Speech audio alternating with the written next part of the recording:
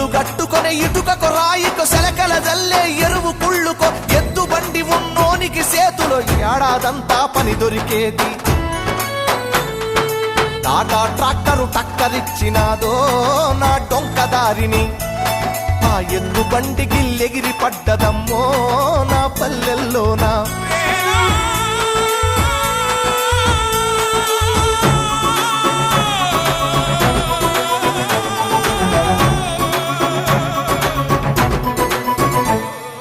తొలకరి జల్లుకు తడిసిన నేల మట్టి పరిమళాలేమైపోయర వాన పాములు నత్త గుల్లలు భూమిలో ఎందుకు బతుకుతలేవు